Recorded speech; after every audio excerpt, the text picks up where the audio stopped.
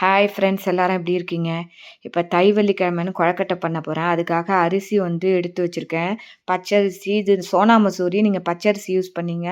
இதால் 1½ சுண்டு போட போகிறேன். நீங்கள் கடையில் கூட வாங்கி பண்ணலாம். நீங்கள் வீட்டில் பண்ணும்போது நிறையா மாவு காணும், நல்லாவும் இருக்கும் நம்ம வீட்டிலேயே பண்ணும்போது. அதனால் 1½ சுண்டு போட்டிருக்கேன். இதை வந்து நல்லா ஊற வச்சு ஒரு 4 வாஷ் பண்ணிவிட்டு ஒரு 2 வாஷ் பண்ணிவிட்டு அதை நல்லா 2 ஹவர்ஸ் ஊற வைங்க.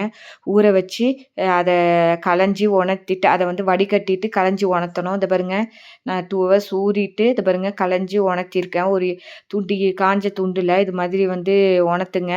கையில் ஒட்டும். இதை பாருங்க, இங்கே வின்டர்னால காயறதுக்கு லேட் ஆகுது. கையில் ஒட்டும். அதை தொட்டால் அப்படி கையில் ஒட்டும். அப்போ அந்த சமயத்தில் மிக்சியில் போட்டு அரைங்க.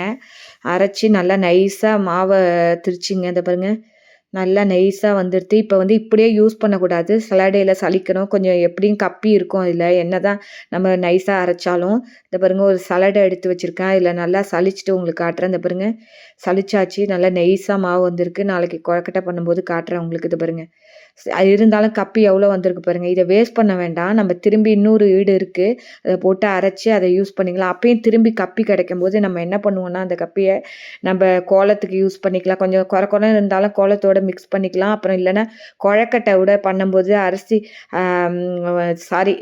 உப்புமா பண்ணும்போது யூஸ் பண்ணிக்கலாம் நீங்கள் இந்த கப்பியை.